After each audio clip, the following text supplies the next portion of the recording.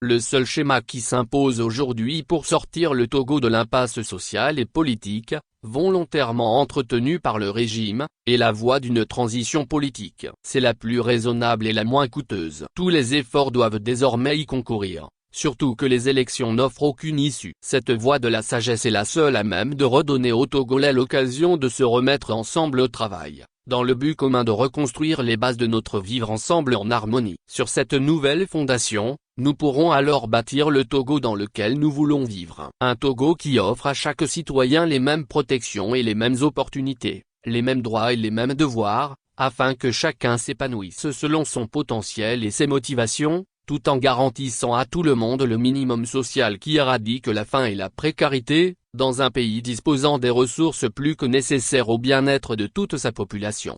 Ce rêve nous anime tous, et il est à notre portée. Cependant, les choix du régime montrent que ce rêve, partagé par le plus grand nombre, ne se réalisera pas par la volonté des premières autorités actuelles du pays.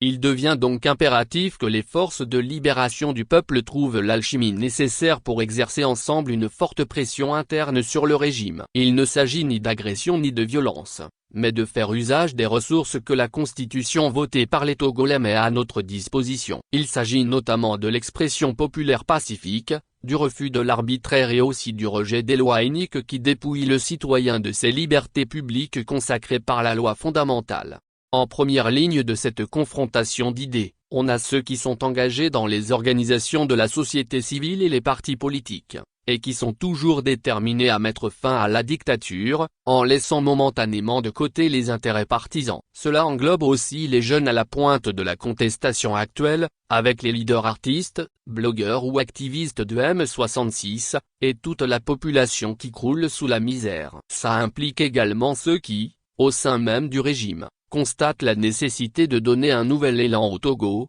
parce que conscient que le régime de Faure Gnassingbé est à bout de souffle, qu'il est devenu un danger pour les Togolais et l'instrument de leur appauvrissement.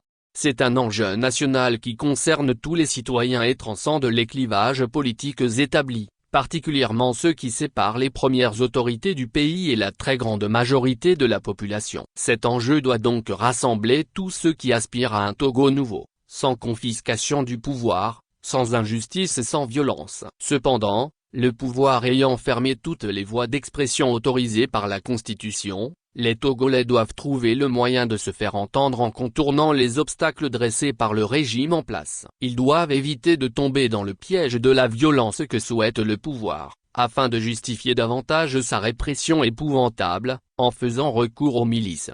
Pour exercer cette pression, il faut qu'une force se dégage sur le terrain. À ce jour, les différents pôles de pression ont des stratégies différentes et ont du mal à s'accorder. Cela dure depuis de nombreuses années. Et le principal facteur de division a souvent été l'élection, instrument détourné de sa fonction première et ne répondant pas à ce jour aux règles constitutionnelles de transparence et de fiabilité.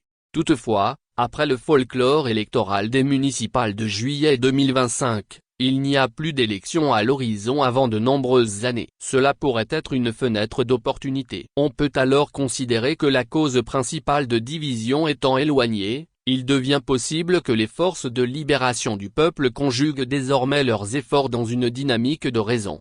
Actuellement sur le terrain, plusieurs axes se positionnent dans le combat contre les dérives du régime. Il y a le front Touche pas à ma constitution, la dynamique pour la majorité du peuple et le cadre de réflexion. Il y a aussi la dynamique Monseigneur Capozzero et des personnalités individuelles qui ont pris des positions fortes ces derniers temps, comme l'ex-ministre des Armées, Marguerite Niakhaté, ou l'artiste Amron. S'il n'est pas réalisable que tous ces courants se mettent ensemble dans l'immédiat pour mener un combat commun, alors il faut absolument commencer dès à présent avec ceux qui se sentent prêts à constituer la tête de pont.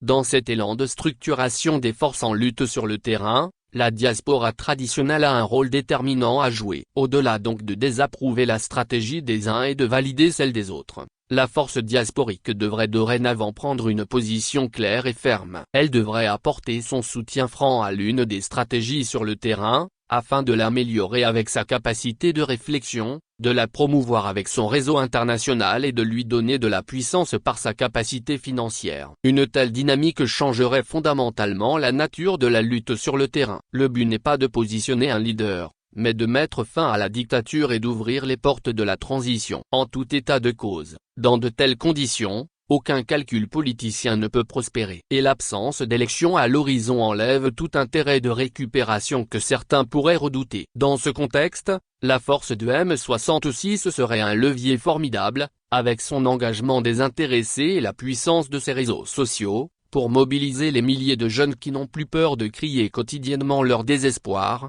notamment sur des plateformes telles que TikTok. Une fois cette véritable machine de lutte en place, les Togolais verront quelles organisations internationales ou quelles puissances géopolitiques seront du côté du peuple. Je reste persuadé qu'avec intelligence et détermination, puis motivés par l'intérêt général, nous pouvons, en tant que combattants de la liberté, aller au bout de notre rêve. L'heure est venue pour nous Togolais, de mettre un terme définitif à la plus vieille dictature d'Afrique, d'une manière ou d'une autre, et le plus rapidement possible. Nathaniel Olympio. Actualité feature pays politique Tog.